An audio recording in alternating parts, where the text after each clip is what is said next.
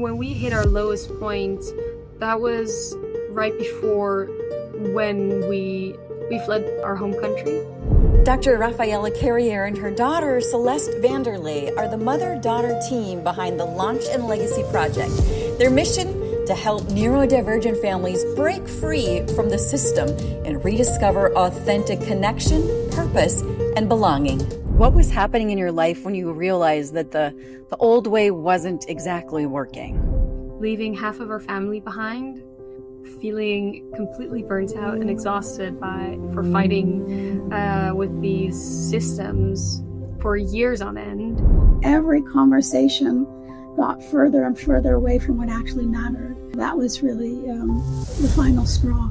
And because we both had this passion for IFS and the language and the freedom of expression that really gives, and the deepness of understanding that allows between two people, that really started to become more and more fun. Discovering that who they actually are their strengths. Like those are their gifts, and that's what they have to give the world.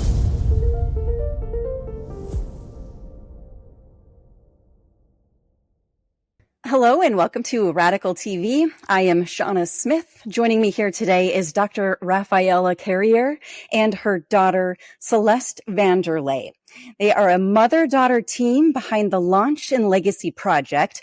Raphaela is a systems psychologist and certified IFS and IFIO therapist who has spent over 25 years guiding gifted and neurodivergent families with the creativity, passion, and vision. Celeste, once a struggling student herself, forged her own unconventional path and is now a successful entrepreneur and IFS coach. Together, they blend professional expertise and lived experience to show families what often feels like failure can become the foundation for authentic connection, courageous growth, and extraordinary success. Hello, you guys sound like quite the dynamic team here. Hi, thanks for having us. Yes, first of all, tell me what the Launch and Legacy Project is. So the Launch and Legacy Project, it's to be honest, it's a bit of a life's passion work come together. It's our company in which my mom and I support parents who love deeply but struggle, feel powerless, and young adults, their kids, who long to be authentic and belong, to become just that. And you guys both have your own separate businesses. You've come together to form this project, correct? That's correct. Tell me about that, Raphaela. I've been working, obviously, as a psychologist for a long time, and in the course of the past couple of years, I started to get passionate about an entrepreneurial business that I wanted to start. And at the time, Celeste was, doing other things, and I asked her if she wanted to join me and if she would be willing to help me. And she did. And so we started off just sort of, she was helping me with a business. It was a separate business. And from there, we just, the relationship got amazingly, it deepened. We got, working together has been such a pleasure. And it's actually proved so many things about how, I believe, how we both believe we should be helping young adults and their parents, young adults who, fail to launch is the jargon, but who feel stuck, who don't have a perspective of their future, they don't fit into the mainstream, all of that, and their parents who worry about, when is my kid going to be dependent? How am I going to support that? And so in that passion and in this thing that we created together, we realized that we actually have a really good, we're really well positioned to offer such a program. That so we came together before this in another business, and then this business grew out of our experience. So interesting. And for people who don't know, explain what neurodivergent families means. Well, neurodivergent families is maybe a bit general, but it refers to families where they're dealing with one or more divergent members, and in this case, we'd be looking at the kids. So my experiences, and particularly in the realm of giftedness, is that there is also a genetic component. And so there's a legacy, usually not just, one of the parents, but even often, a legacy before and before, great grandparents and so on, and how they have had to show up in a world that wasn't designed for them. Just to elaborate on that a bit more, that the type of families that we're really working with most and talking about in this way is the sensitive people that just really are having a hard time with how society is in this day and age. And that sounds quite general, and I feel like a lot of people really struggle with, but particularly these extremely sensitive people who are so quick to be impacted by all that's happening around us. It's a fast-paced world we live in, and it's not meant for everyone, is it? No. Tell us about your unique magic method.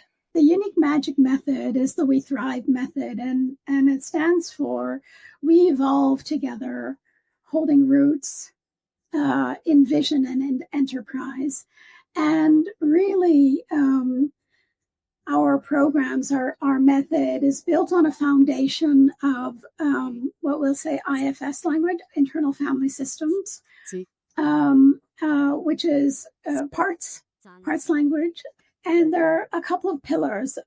There's the very important pillar of our method is the relationship, and that's relationship initially between the parent and the young adult, but it's also extends to relationships in general outside of that. Another pillar of this is authenticity and passion. So discovering their authentic passions and drive and all of that. And community is another pillar, which is really important, so that it's not just about this particular duo, but that there's a communal experience that they come to see. They're not alone in the experience, in the struggles that they've had, but that they also have support from each other as they're moving forward, as they're growing, as they're evolving, and as they're, coming to launch in some way or another. And then finally, all of this takes place. The fourth pillar is entrepreneurship, which we really see as a conduit, as a context where all of this growth can take place, and where our young adults can actually find where they belong, their place. And I just want to add that it's part of being able to create your authentic pathway and not needing to be stuck in the mainstream, which has proven to all of these people that we're working with to be really disastrous or sticking or just harsh. So this pillar that we're adding in this method is really, we're giving them freedom to fully embrace their own authentic pathway and create that however that fits to them, instead of still trying to force or find ways to fit the system, which our messaging is, we don't want to fit the system, we want to find our own paths. What makes your approach different than anyone else out there? Well, Shawna, I don't think there's any approach like this out there. And, as a mom, I've tried all kinds of things, with all three of my children, and I have seen it with, clients that I've worked with, but there are therapy, there's tutoring, there's, extracurricular activities, there's all kinds of things, but none of it actually brings together all of it. And I would say that what's really important about our approach is that we're not trying to fix, we're not trying to remold, reshape, teach a young adult that they need to do this or that so that they can flow back into the mainstream. We're saying we're letting go of the mainstream. We're letting go of that timeline, and we're really going to have a look at you. And in that process, we're going to help you to find what your path is. And we're also going to be helping the parent to rediscover their confidence and their faith, because the parents know there's nothing wrong with their children, with their young adults. They know that intuitively, they know that. But it's the timeline trap that keeps pulling them back in, keeps getting them anxious, enlisting fear. Like, what if my kid doesn't, what if they're not successful? What if they don't do this? And so our method is to really let go of all of that, and then using the power of the relationship to help them to build something new, something that's authentic. And that can tap into the young adults' passions and their creativity and their natural inclination. But it can also tap into the parents who have also achieved something in life. So they have skills and competencies that they can bring to the entrepreneurship. What do people usually get wrong when they try to do this on their own? I think this is such a in-depth question, because what's really happening when people tries to do this on their own is, and this is where the IFS model comes back to, how we use this in our method. It's people are made up out of all of these different parts with different jobs who are deeply trying to protect their own internal system. And it's hard to work with these parts, and it's really intricate work. So when you're attempting this on your own, you can have the best intentions, and you can go through this journey internally from one of these parts, which may have alternative motives, as like internal saboteurs you might name, which is difficult to work through by yourself. Ultimately, it is yourself or themselves that's doing the work, but with guidance from the right people and how we're applying that in our method, it really helps to set up for success, and not just success in the short term, but success down the line years later, where you don't have these internal saboteurs that come online and mess things up for the whole system. That makes complete sense. What would you say is the biggest lie for your target audience that's been told about your industry that you've discovered is completely false?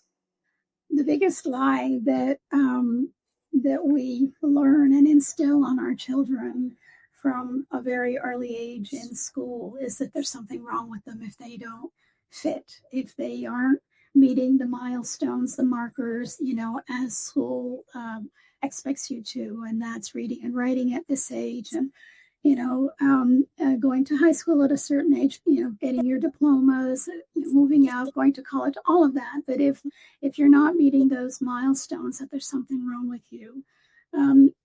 But I also believe that this message is instilled in very subtle ways that, even if you're thinking about how kids are graded and how in early elementary years, kids are already separated. Oh, those are the good readers, and those are the readers who need a little help. And they might not say good readers or bad readers anymore, but they'll say purple readers and yellow readers. But kids know, and so there's a messaging. And with each grade that a child gets that is up there, it's like a stamp. It's like, this is your worth, because that's how the school system works. And so a lot of the messaging that children get, but we also as parents have gotten, right, in in our childhood, and they stick with things about our worth. The other thing that I just also wanted to name, and that adds on a little bit to what Celeste was saying, which is absolutely true, around doing the work on your own. But there's another element too. We've done this on our own, and it's hard. It's hard work. It's been part of our journey, and it's lonely. And anytime that you, like as a parent, I can say there was a conflict between, do I push? Do I support? Like, how do I get my child to stay in this track, in this mainstream? Because I want them to be successful. And by successful, I mean, I want them to be able to live independently a fulfilled life. But at the same time, seeing how school and the expectations and the pressure from the school, from peers, just becomes so much, and so constantly in this trap, and then thinking, okay, when I try and let go of that timeline, then I have all of these people say, oh, you shouldn't do that. Are you sure you're going to damage your child's chance at a good future? My parents, at social media is bombarding you with, posts about people whose children have gotten their diplomas and, all of that. And so it's a really lonely business, and it's really hard. And so when we're able to support each other, then we can help each other. And it doesn't feel so much like we're swimming alone upstream, but that we build a community to support each other through it. Take me to your lowest point. What was happening in your life when you realized that the old way wasn't exactly working? We wrote about this this part of our lives, a chapter in one of the Creative Life books, which was a therapeutic experience. As a side note, when we hit our lowest point, that was right before / when we fled our home country. The problems around schools and around like my mom earlier mentioned, swimming upstream alone, so to say, was really stacking up. As in the Netherlands, the country we were from and we were living at the time, it's not allowed to do homeschooling. So we were really like stuck between a rock and a hard place, in that the schools and this whole school system didn't fit and wasn't making an effort to accommodate us, really needing my parents advocating for me and my two siblings to make sure that we got the right education that we needed, that we wanted, and that not being heard at all. So those issues, and maybe my mom can elaborate a bit more on that in a bit, but those issues, they really were piling up so high that we had decided we need to leave. That's the best outcome for us. We were fearing for Child Protective Services to take us from the home.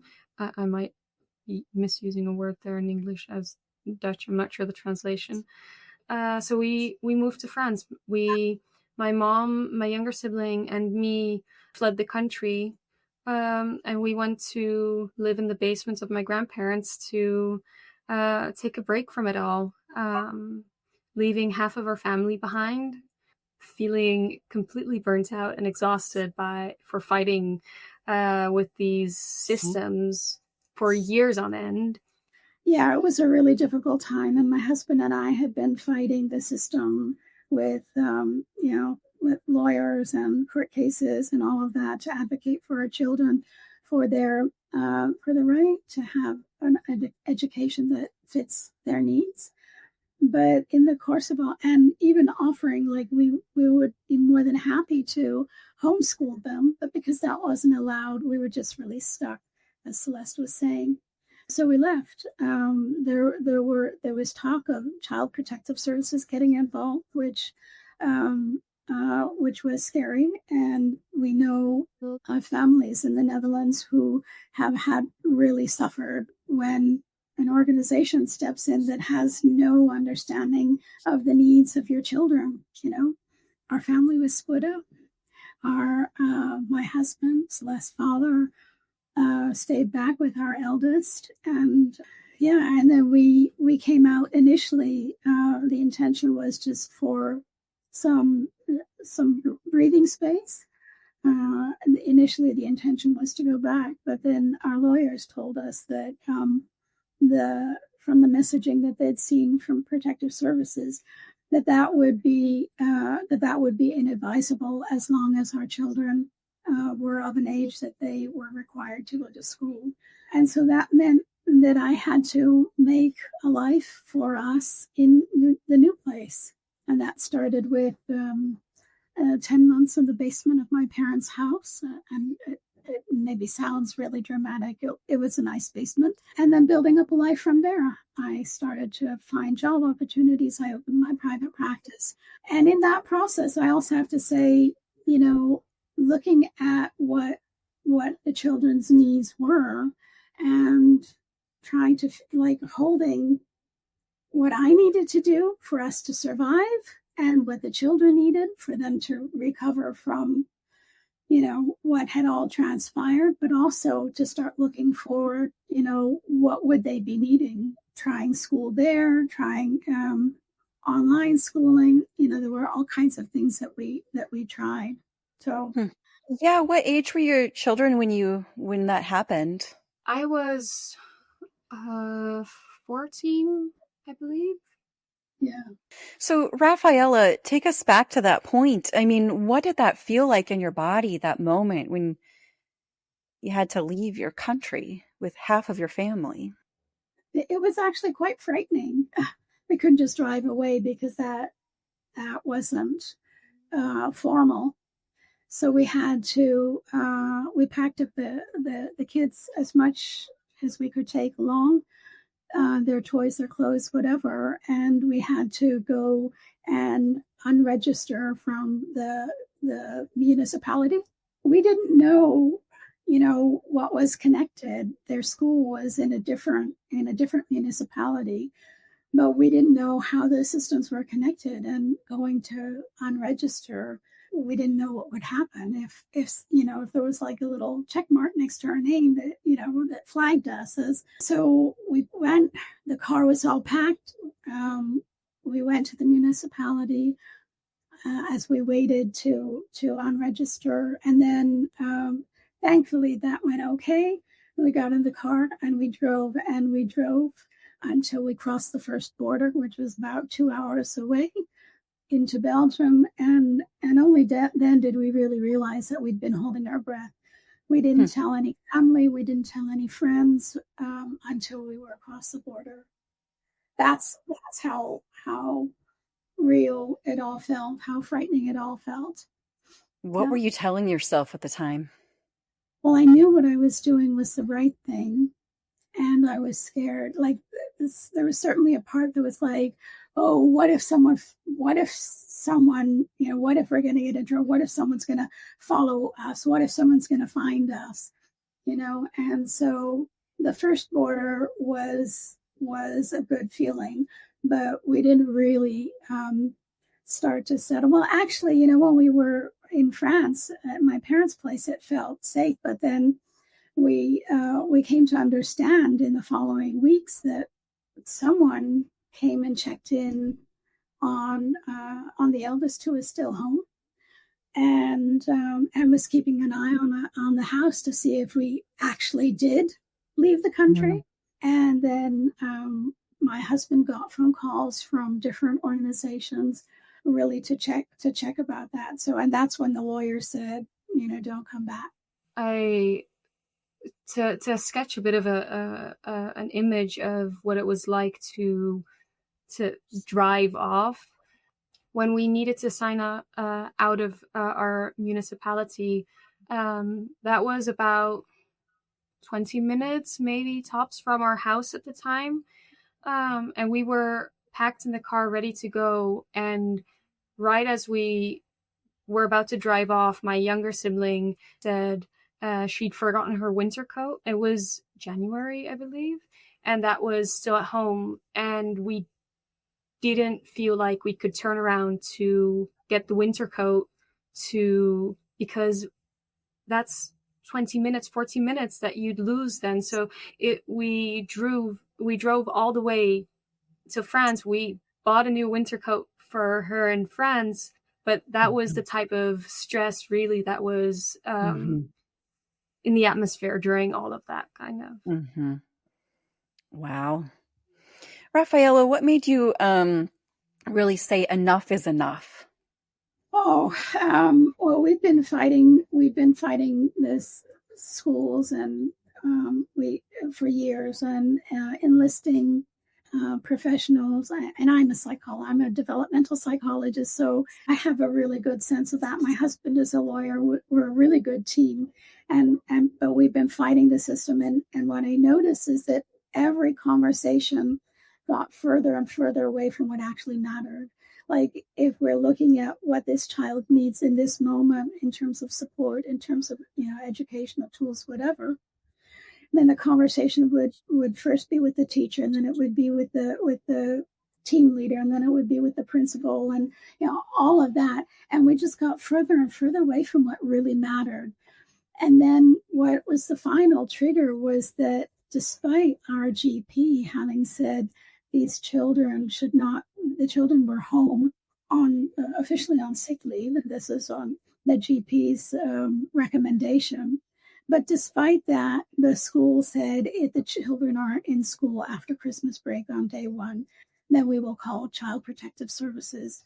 And so that was sort of the straw for us. And we said, like, once that happens, then you lose all agency, and you don't know who your case manager will be. And I was connected to people who have been, in similar situations, and who have had to deal with case managers coming in who had no clue about neurodivergence or giftedness or anything that your children actually need.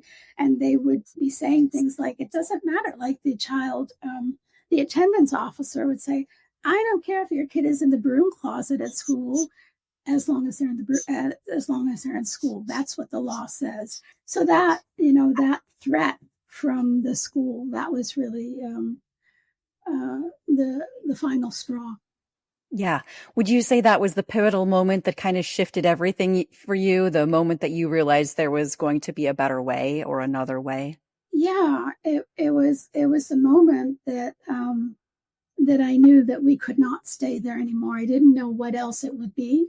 And initially it was just a sense of, we need breathing space to know what to do.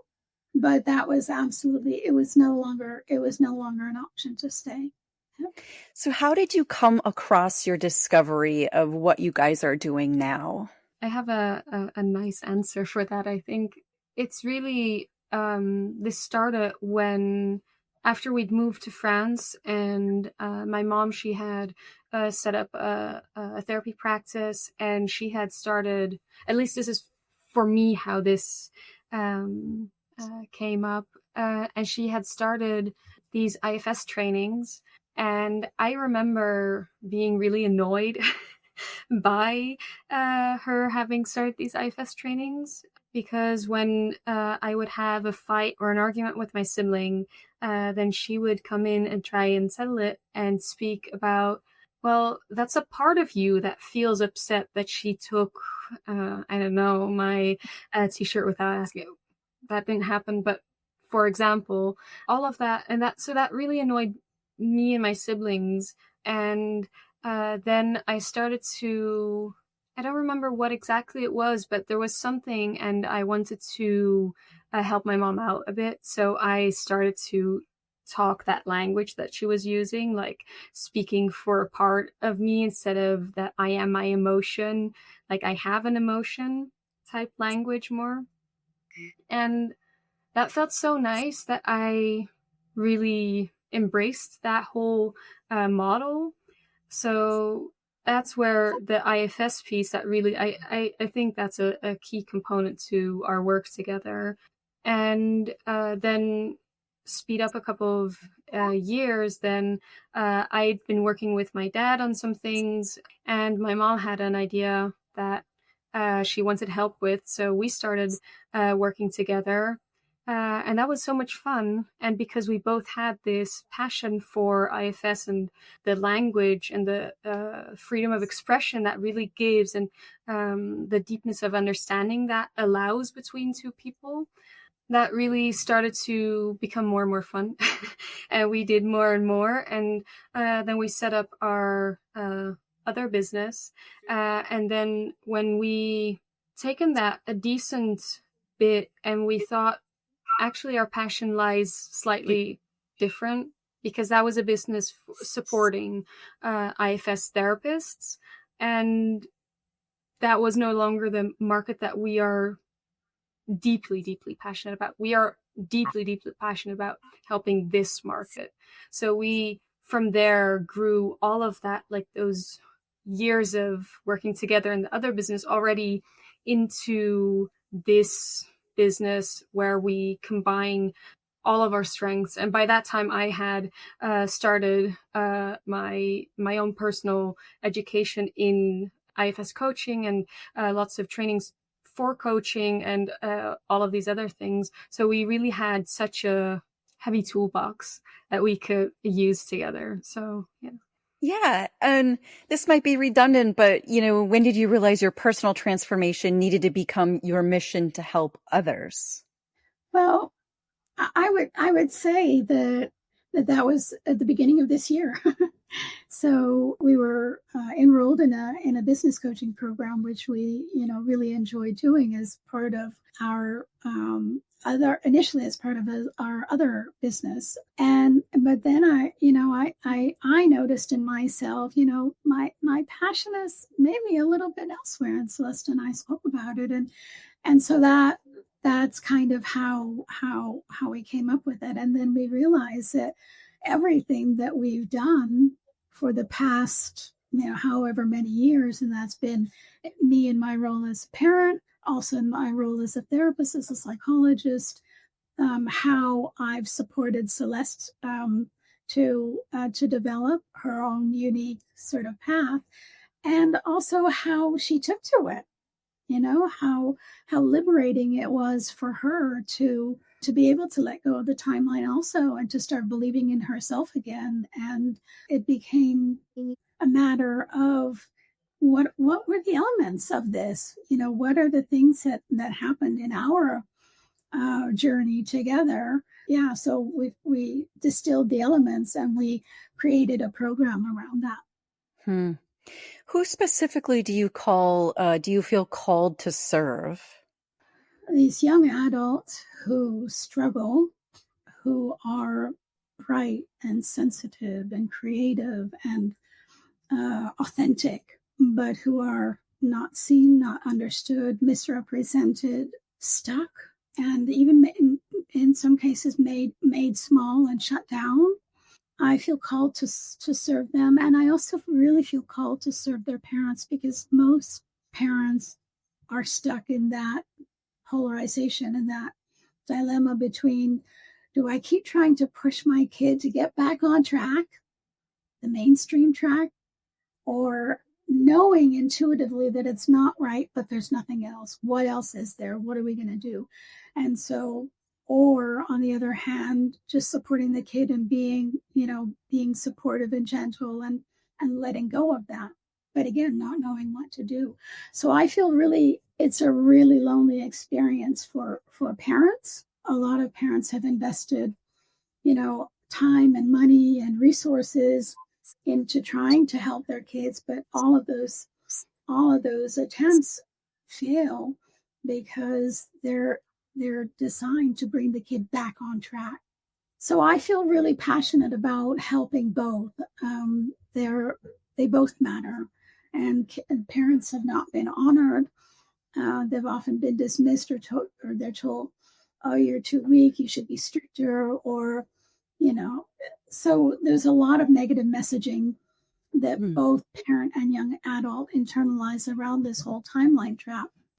Just add to that as well, because that's really taken the words right out of my mouth, but it's reinforcing each other in a way as well. If you like, you can't treat, that's not the right word, but it's not in a vacuum that you work with one person. You work with a whole family in that sense, but to make it manageable. And for our program's purposes, we've chosen to work with one parent combined with their young adult kid, making a shift in the relationship, because it's both are stuck and in all of these hard places and have a sense of loneliness. And when you're able to reconnect that relationship a bit more, that's really, so that's part of the aim as well, to nourish the relationship, because that's such an important part of this stuckness. It is that dynamic and relationship between the two of them, and in grand scheme of things, between everyone in the family and them, and in even grander schemes, everyone in the world. But that's like, this is the most important connection in that sense to make, from which through our program they both learn the skills to apply with any relationships they come across. And when someone goes through your complete method, what kind of transformation or changes can they expect? For starters, I think a really important first thing that happens is to start to break the cycle that, what Celeste was just talking about, the cycle of what being stuck in the timeline trap does, for both the parent and the young adult. The program has a strong foundation in IFS, as I mentioned earlier. And so we really start on building on that relationship. It's a primary relationship in both of their lives. It's such an important factor in creating safety for young adults to start to feel that they can come out of their shell, that they can experiment with new things. So there's a deepening in their relationship that's really important, and that forms the foundation for a lot. They learn a new language. They learn the language of connection and of authenticity, to be able to show up with each other, for each other, and also to be able to speak for differences without that having to be a painful experience or a conflict or a shutdown. They come out of the program with a vision of their possible future. They come out with a connection to what their passions are and how they can work together to do that.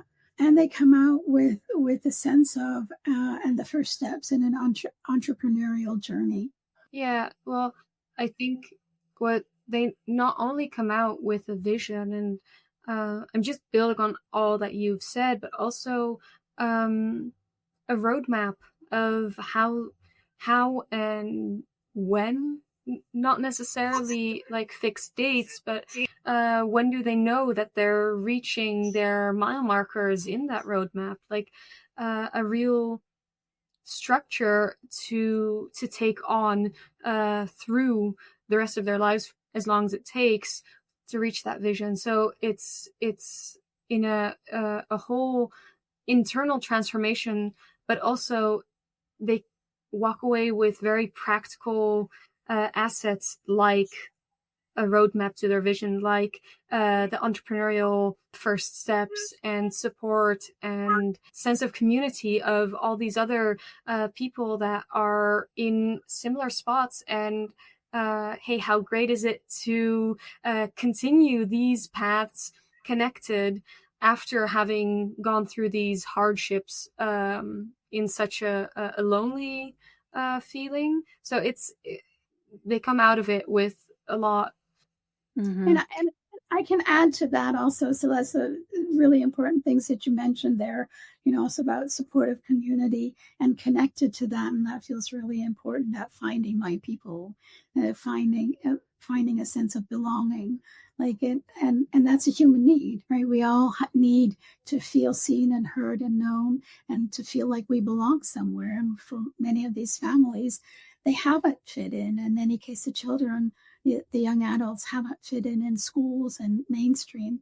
And so that yearning to belong somewhere, with this human need has been frustrated for so long. And so coming into a space where they are allowed to be who they are, and that's celebrated, and that's who we want them to be, and that discovering that who they actually are their strengths, like those are their gifts, and that's what they have to give the world, right? That's how they can bring that to their community, and it can be as big or as small as they need it to be, whether it's their vision is something small in their community or to change the world. It doesn't matter. It's theirs, and it's of value to them. Mm-hmm. And what can people expect when they work with you guys directly? Is there a time frame too, or is it kind of open? So right now we're really putting a lot of our efforts into getting this group program out into the world, which is for starters a 9-month program. Yeah, so that's the main time frame now, but the type of developmental work that we're promoting with this program hopefully reaches way beyond that, independently of our program, our work for the moment being. Yeah. And I'll also say, like the 9-month program has been really crafted and curated to, 9 modules, really deep personal work, community, relational work, in all of these fields. And so working with us would mean, we will meet weekly. We'll meet weekly for 9 months, and there's certain structure to the program, but we are also open, and we want to serve these people. So we want to help build the program that serves them. So like we have a whole structure, we have a whole framework that we have in mind, but because we know what it's like to not fit in a system, we don't want to create a hard, fast system. Like we know what we're doing, and we want to support, and we want to be able to be flexible enough to move with what's actually needed by the people who we serve. And I have to circle back around to the rest of your family. How did you guys ever reconnect again? How did that all end up? The eldest was already an adult when we left. Wasn't unscarred by our departure, by the splitting of the family. We still, I still live in France. Celeste, in the meantime, has moved to her place in Germany. My youngest had decided that she wanted to try the university path. So she's moved back to the Netherlands and is in university there. So we're kind of spread out, and it's been a healing journey. And my husband works in the Netherlands, but lives mostly in France with me. But it's been, we're still on the healing journey. There's still things that come up for my other children, and even me, like this whole process of, I've never spoken about this before we decided to do this program. And so it's also, a testament to, doing this inner work and having a sense of safety that there's a community who can hold like the depth of this story. And what I just really want to add to that is it's very much an ongoing healing journey, but it's also the whole family has since spread out further, but it's not become more distant. Like, and this feels so close to my heart because I was the first to move away from the family in that sense. When we moved to France, like when we fled the Netherlands to go to France, then the family was split up. But after that move, no one moved away from, in that sense. My dad would go up and down between the Netherlands and France. And then when I moved to Germany, there was a lot of emotions going on. And when we moved to France, we didn't speak the language. When I moved to Germany, I didn't speak the language. There was so much going on, but what felt so secure was the relationship that I have at the time had and still have with both my parents, for that matter, and that through working together, that never felt like a disconnect or like a distance between. Like, I am a 4 or 5 hour drive away from my parents, but through the work that we're doing together, it's, in a way, we haven't been closer. That sounds cheesy to say, but in a way it's true. Yeah. Wow, what a story. How can people find you and learn more about you and find out how they can work with you? Well, they could go to our link tree and our social media. Again, we hope to launch our program, in the very near future.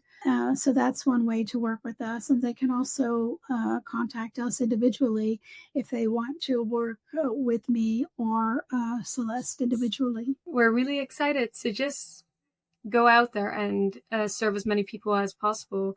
So either DM through Instagram or private message through Facebook or email. Links should all be available in the link tree. And when our site is up for everything as well, that will also be there. Okay. And Celeste or Raphaela, whichever one of you wants to, you each get one of these questions. What has changed in your business or life since working with a radical company that you did not expect? I find this such a beautiful question. I was talking about it the other day with some colleagues from a different program that I'm doing. And this is my business school. It has been so incredibly productive, educational, really, and not just in a here's how you build a funnel or this is what you need to start a webinar, but like it's showing how to be an entrepreneur in this day and age, and how you can do it all for yourself, and really giving the permission to live into that, which feels so corrective to my system after having had a life of people telling me that I can't do it my way. If I try to do it my way, I fail. And all of these harsh things. And then to come into this space and this community where everyone's saying like, you go, and cheering you on for doing it. That's so wonderful. And if you were talking to someone considering the Radiverse, what would you tell them about your experience so far, Raphaela? I would say do it. Absolutely. Absolutely. Because Jason and Drew and Jess, who lead the program, are knowledgeable. They're committed. They care. They really care about our success. And that's like, that could not be more genuine. And the program offers like so many business and technical and all of that things, but it's also a community. It's kind of like what Celeste was saying of being held in community as you're moving, in like and I'll use parts language, and that's not necessarily what's in the program, but the parts of you that are sabotaging you or that are holding you back, or there's space for that. And it's not like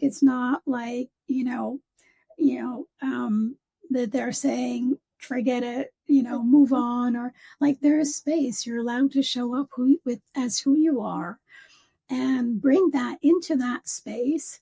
And so there's time. You can move with it. And so I like the business features, the things that they offer are beyond reasonable. They're like amazing. But really the professionalism, and again, the care, just knowing that our success matters to them, and that it matters to them that we're able to serve our community. Very good. Raphaela Carrier and Celeste Vanderlei, thank you for joining us on Radical TV. Thank you. Thank you.